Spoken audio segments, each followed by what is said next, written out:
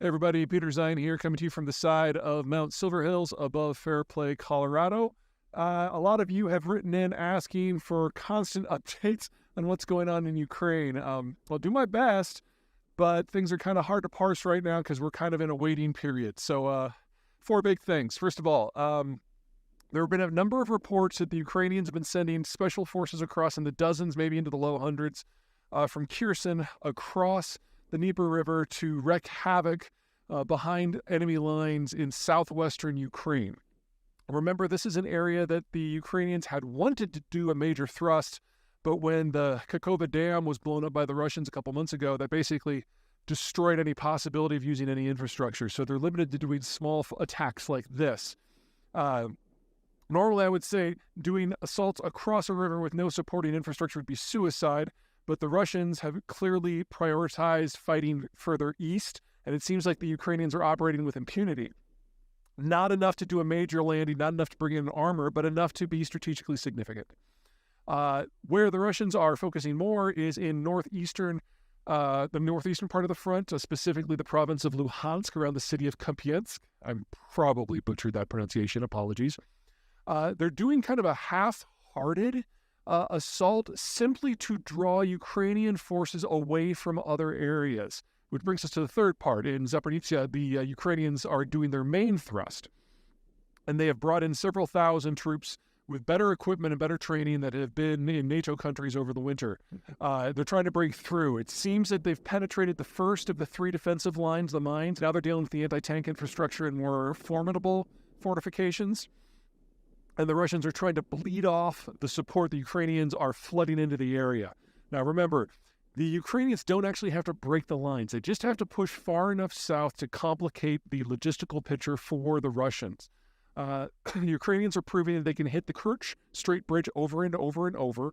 And as long as they're doing that, the Russians can't use Kerch for large-scale reinforcements or supply or fuel or ammo or anything. That forces the Russians to use the land bridge route west of Mariupol. Sorry for the wind. And that's what gets us into the area where the Ukrainians are trying to interdict. It would be nice to get to the Sea of Azov, certainly. That would cut it completely. But really all they have to do is to get within a few dozen miles in order to make the Russian position in Crimea untenable. Because if you can cut the northern and the southern supply lines at the same time, well, then Crimea is no longer a military asset for the Russians. It's an albatross around its neck that's going to cost it dearly. The only other thing I want to throw out is that there's been a lot of really bad economic data that's come out of Russia in the last few days. Interest rates going crazy, inflation going crazy, trade going crazy. It's difficult to pay too much attention to any of this because for all intensive purposes, Russia is now a wartime economy that is largely closed. And so most of the data that we would look to when we're dealing with a real country, a normal trading country, just isn't relevant for the Russians. For example, whatever is going up or down with the ruble doesn't matter because the ruble's not internationally traded. What's happening with trade doesn't matter because the Russians are literally flying planes full of gold to other countries to pay for things. That doesn't show up in the data. We just don't know. What we do know is that this is a statist economy that is run from the top and all dynamism is gone. Now, that allows Putin and the Kremlin to direct resources to things that they think they need done and to do so relatively quickly. But it also means that everything else is becoming very, very hollow. The Russian economy is not going to recover from this. That doesn't mean that there isn't a Russia. Russia, in a number of times throughout its history, has not had a functional economy. This is just the newest one. Okay, that's it from me. Everyone take care.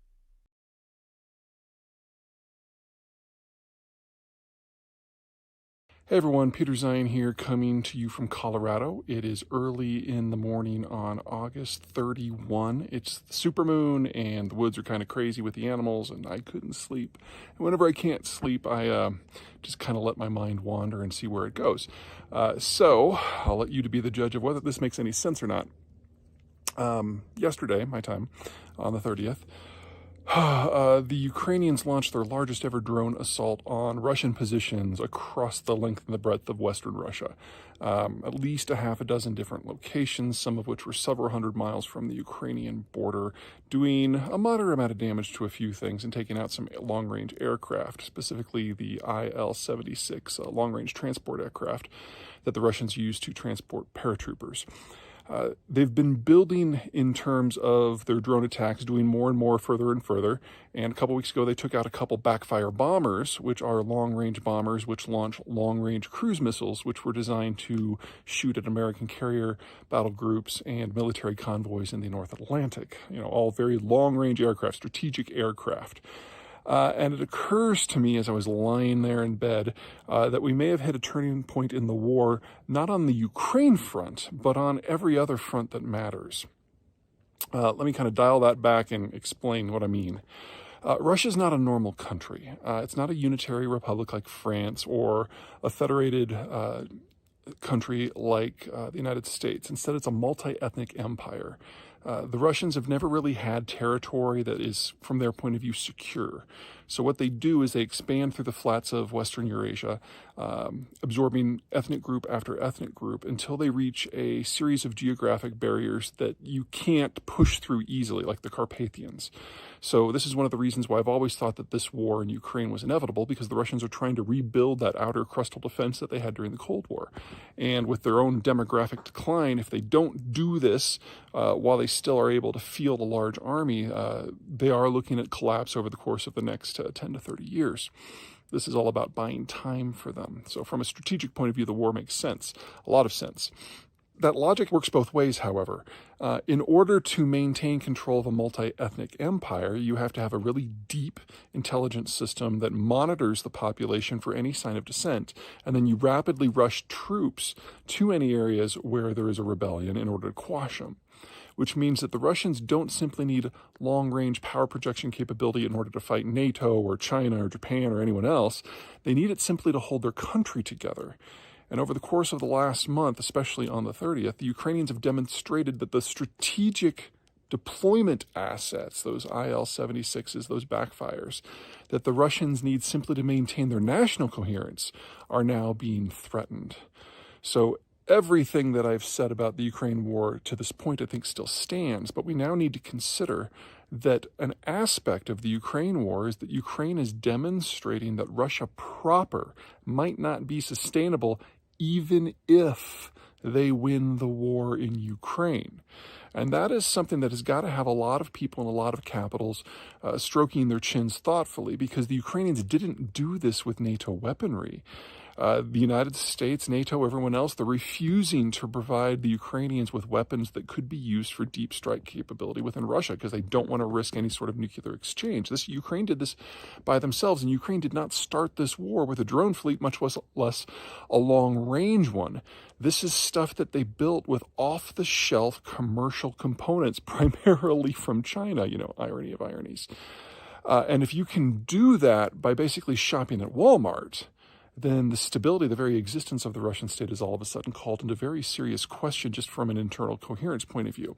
And there's issues about this that carry over outside of the theater of the Ukraine war or Russia, and I'm talking here about China. Because over the course of the last couple of days, there's been a lot of noise out of the American Pentagon, specifically from Admiral Hicks, about something called the Replicator Initiative, which is to take off-the-shelf, inexpensive, commercial-grade drone technology and make literally thousands, if not tens of thousands, of attack drones that can be used to basically sink the entire Chinese Navy. They've seen in Ukraine how effective this strategy can be. Supposedly, they've already built the technical specs for what they want, and they hope to have the entire fleet deployed in under 2 years. Now, a couple things to remember about the Chinese side of things.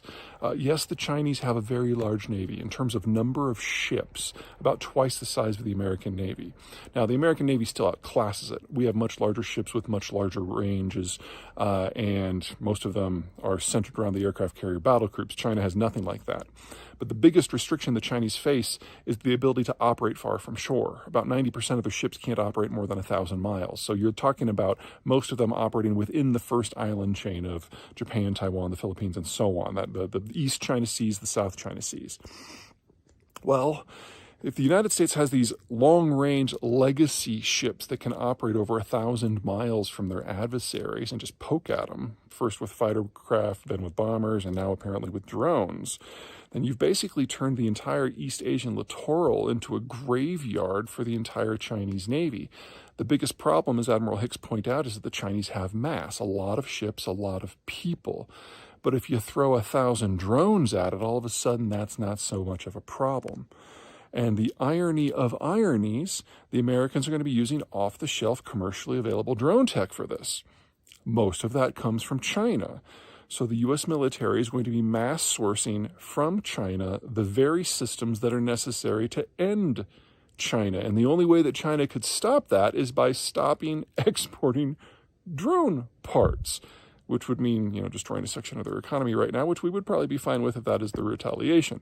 The United States gets a lot of crap, sometimes for good reason, for investing in weapon systems that maybe were designed to fight the previous war. But the Chinese have done that too. And they now have a very large fleet of vessels that is simply incapable of dealing with the American military as it is now, much less one that might have additional backbone because of something like the Replicator Initiative. Okay, I'm going to go try to sleep again now. I hope everybody has a great night. Take care.